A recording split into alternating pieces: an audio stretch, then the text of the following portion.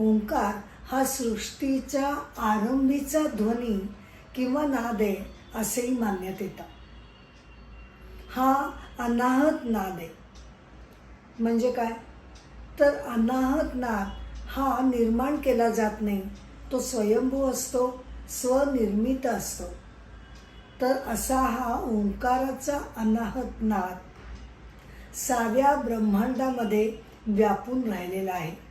म्हणजेच ओंकाराच्याच रूपाने ईश्वरीय नाद सर्व ब्रह्मांडामध्ये व्यापलेला आहे. तो जसा ब्रह्मांडामध्ये आहे बरं का, ब्रह्मांडामध्ये जसा तो आहे तसाच तो प्रत्येकाच्या हृदयामध्ये सुद्धा ओंकार वसलेला आहे. ओंकार हा बीज मंत्र मानला जातो.